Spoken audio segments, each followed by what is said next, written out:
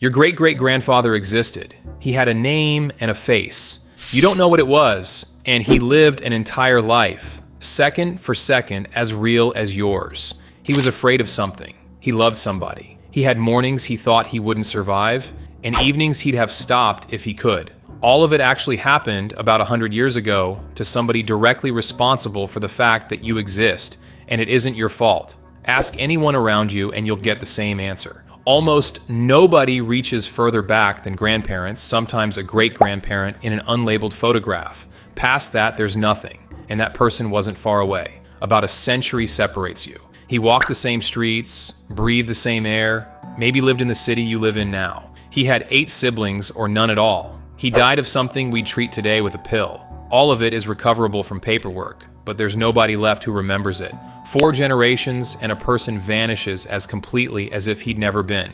In 100 years, somebody will say exactly the same thing about you, but this isn't about the fact that you'll die. That part you already know. It's about something that happens much later and that almost nobody thinks about, because the death of your body isn't the only death waiting for you. Memory of a person doesn't hang in the air. It lives inside specific heads, inside people who knew you personally, heard your voice, remember the way you laughed. When they die, that version of you dies with them. It doesn't get transferred anywhere else. Count it on yourself. How many people in the world could tell somebody something specific about you today? Not that you exist, but how you behave, what makes you laugh, what you sound like. 100 people? 200? That's your entire communicative memory, in full. And every one of those people has their own expiry date. Sociologists name this layer communicative memory. It's everything passed on in conversation. Stories at the dinner table, recollections,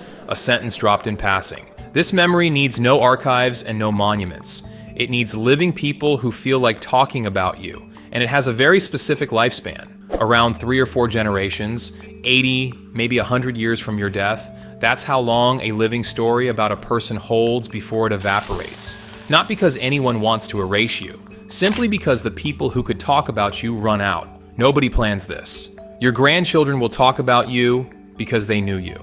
Your great-grandchildren will only hear somebody else's account, secondhand, with no face and no voice. And their children will have no reason to bring it up, because to them, you'll be a surname inside a story about somebody else. Each generation loses not half the information, but something more important. It loses the reason to mention you at all. In 2019, a team of researchers set out to measure this properly across enormous datasets. They tracked how attention paid to things made by humans fades over time. Songs, films, scientific papers, and biographies. What came out was something nobody expected. The fading always has the same shape no matter what you measure. First a steep drop, then a long flat tail. The same curve for a song, for an invention, and for a human life. That first drop is communicative memory. People stop talking about something. For biographies, meaning for the story of one specific person, the talking phase lasts the longest of anything they measured. 20 to 30 years. For music, barely 6. Hold on to that number because it applies to people who had books written about them, not to you. To somebody prominent enough that a biography existed in the first place. And even that person, after 2 or 3 decades, stops being somebody people talk about. All that's left is the record, because that's the second layer. Cultural memory, everything written down somewhere, a gravestone, a birth certificate, a photograph in a box, an entry in an archive. That layer lasts far longer, sometimes centuries. And that's exactly why it's so misleading, because recorded isn't the same as remembered. Your great-great-grandfather is probably still somewhere. His name sits in some parish register, in a census, maybe on a stone that hasn't crumbled yet. Formally, he hasn't disappeared. It's just that there isn't a single person on Earth in whose head he exists as a human being. He's data. He isn't a memory. And that's the difference worth thinking about properly. You can be preserved and not be remembered. Your photographs could survive 100 years in somebody's cloud and mean absolutely nothing to anyone, because there will be no person left who knows what's happening in them. Many cultures name this outright. A dead person somebody still remembers is in a different state than a dead person nobody thinks about anymore. The first still belongs, in a sense, to the world of the living because somebody calls up his name. The second has moved into an entirely different category, into the faceless past. They called it the second death. and it arrives much later than the first. The scale of it is hard to hold in your head. Since our species has existed, around 100 billion people have lived. Every one of them had a name, a face, and a full life of their own. Out of those 100 billion, we can name maybe a few thousand. The rest aren't people we forgot. They're people we don't even have the information that they existed. Being remembered isn't the norm you're an exception to. It's the exception almost nobody gets. There's one more moment worth thinking about soberly: your funeral. A certain number of people will come, and that will be the last time everyone who knew you is in one place. From that day on, that group only shrinks. Nobody new will join it because there's no way to meet somebody who isn't there. Your communicative memory peaks on the day of your death, and from then on, it only goes down. There's something that sounds like a way out of this.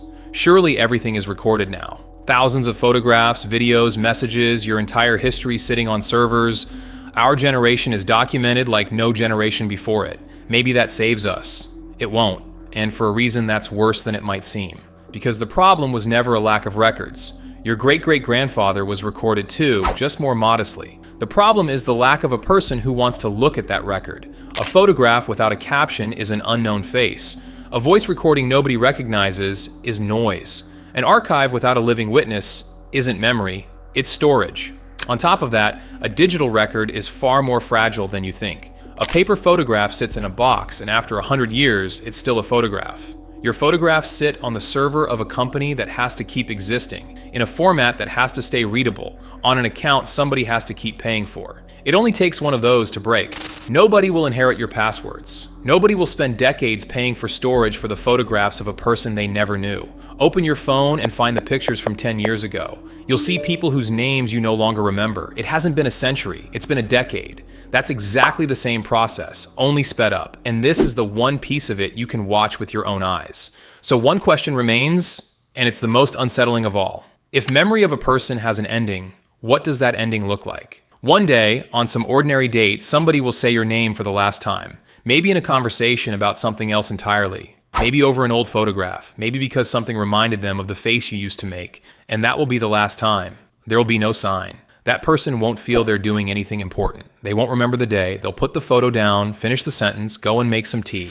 And in that same moment, you'll end for real. And that day is already somewhere on a calendar. It has a specific date. In 100 years, in 150, in some ordinary month, at some time of day. Everything right now is already moving toward that date, and nothing will stop it. Your name came back for decades in conversations, in letters, in the minds of people who loved you.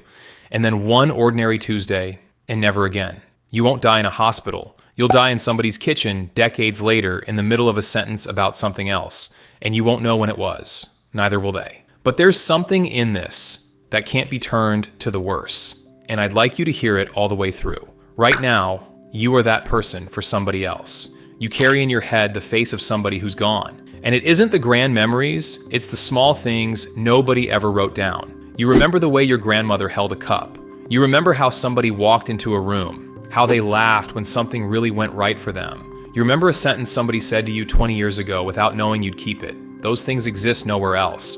They aren't in any archive, on any server, in any register, they're only in you. You are the last place where some people are still alive. And in exactly the same way, somebody else will one day be the last place where you are. So the next time you say somebody's name, somebody who's gone, be aware of what you're actually doing. You're pushing it back by one more day. You don't know how many are left, but you know that as long as you're speaking, somebody is still there.